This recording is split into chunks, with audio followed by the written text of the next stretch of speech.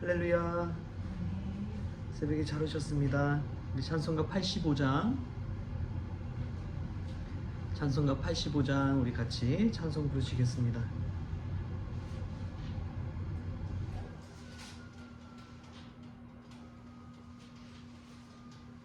구주를 생각만 해도 이렇게 좋거든.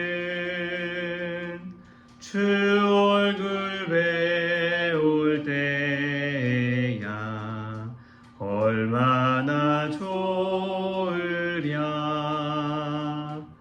만민의 구주 예수의 귀하신 이름은 천지에 있는 이름 중 비할 데 없도다. 잠에게 하는 자에게 소망이 되시고 구하고 찾는 자에게 기쁨이 되신다. 예수의 넓은 사랑을 어찌나 말하랴. 주 사랑 받은 사람만 그 사랑 알도다. 사랑의 구주 예수여 내 기쁨 되시고 이제로부터 영원히 영광이 되소서.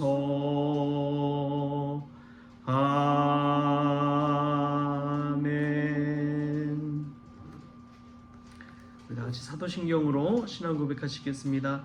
전능하사 천지를 만드신 하나님 아버지를 내가 믿사오며 그 외아들 우리 주 예수 그리스도를 믿사오니 이는 성령으로 잉태하사 동정녀 마리아에게 나시고 본디오 빌라도에게 고난을 받으사 십자가에 못 박혀 죽으시고 장사한 지 사흘 만에 죽은 자 가운데서 다시 살아나시며 하늘에 오르사 전능하신 하나님 우편에 앉아 계시다가 저리로서 산자와 죽은 자를 심판하러 오시리라. 성령을 믿사오며 거룩한 공예와 성도가 서로 교통하는 것과 죄를 사하여 주시는 것과 몸이 다시 사는 것과 영원히 사는 것을 믿사옵나이다. 아멘. 오늘 함께 볼 말씀은 고린도후서 1장 15절에서 20절까지 말씀 우리 같이 보겠습니다. 고린도후서 1장 15절에서 20절까지 말씀 우리 같이 한 목소리로 읽겠습니다. 내가 이 확신을 가지고 너희로 두 번 은혜를 얻게 하기 위하여 먼저 너희에게 이르렀다가 너희를 지나 마게도냐로 갔다가 다시 마게도냐에서 너희에게 가서 너희의 도움으로 유대로 가기를 계획하였으니 이렇게 계획할 때에 어찌 경솔히 하였으리요. 혹 계획하기를 육체를 따라 계획하여 예 하면서 아니라 하는 일이 내게 있겠느냐.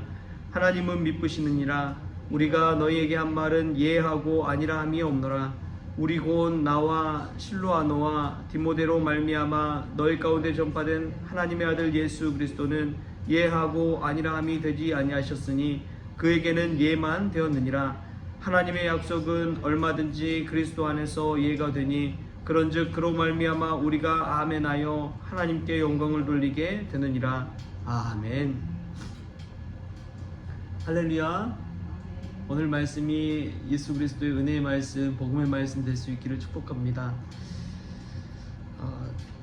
저는 한 해 동안 책을 읽으면 책장 한 켠을 다 비워놔요. 그래서 한 해 동안 읽은 책들을 하나씩 다 꽂아 놓습니다. 오늘 한번 이 새벽 시간에 카운트를 해보니까 한 30권 정도를 올해 지금까지 읽었더라고요.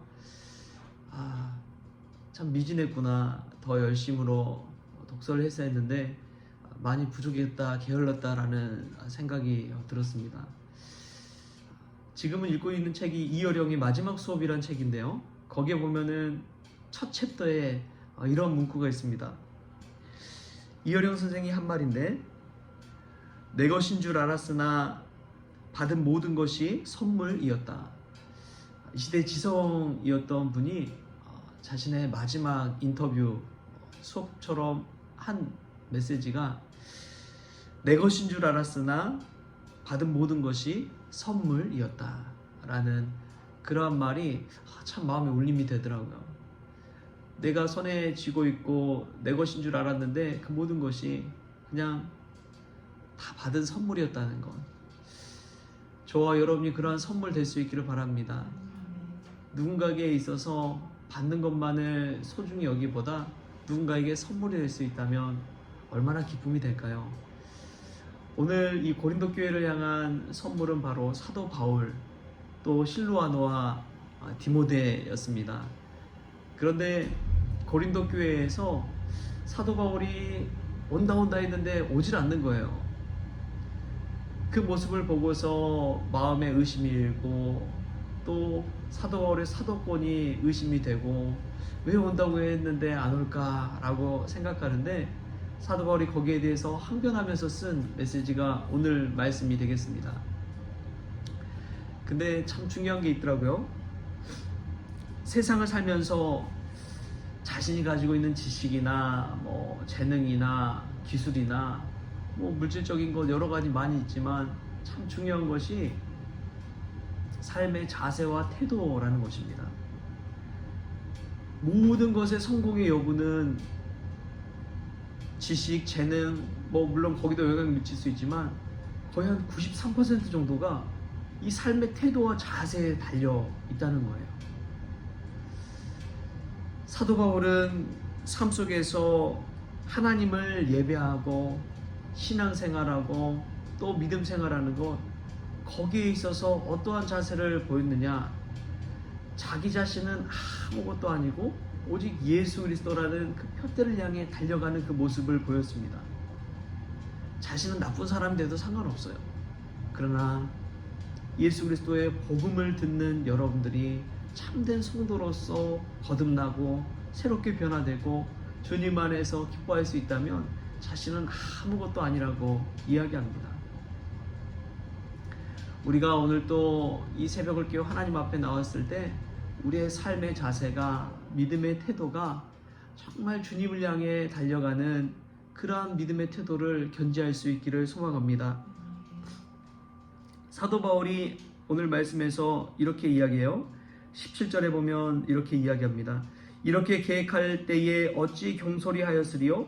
혹 계획하기를 육체를 따라 계획하여 예예하면서 아니라 하는 일이 내게 있겠느냐?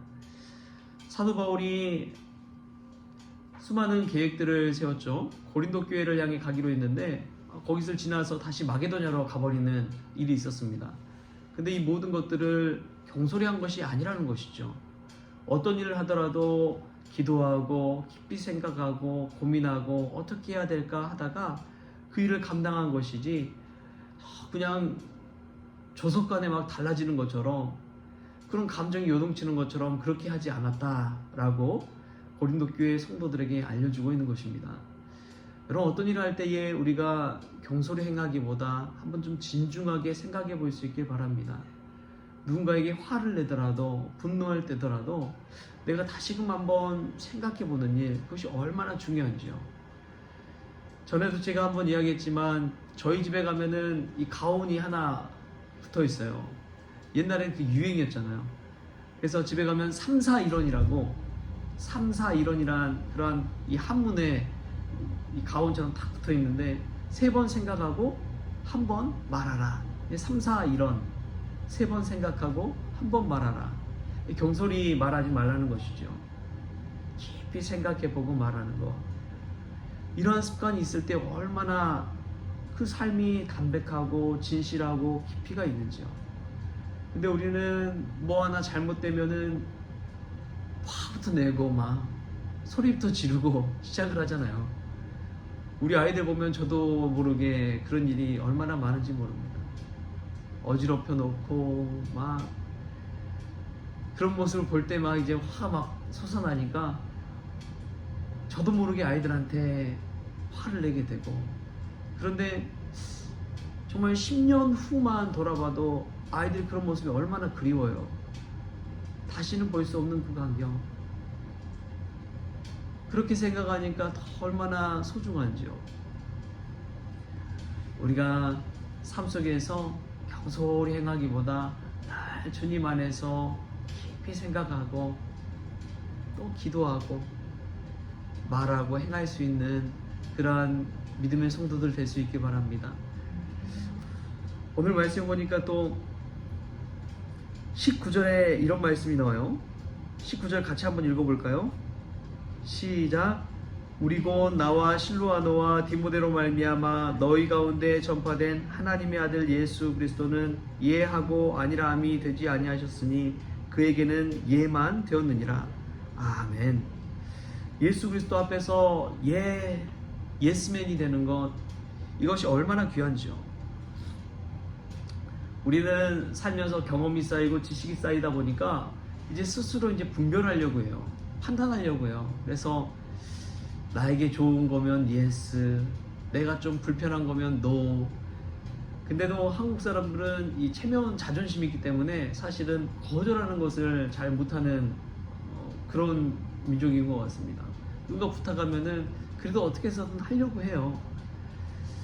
근데 믿음 안에서 여러분 때로는 거절도 잘해야 됩니다. 거절도 잘해야 되더라고요.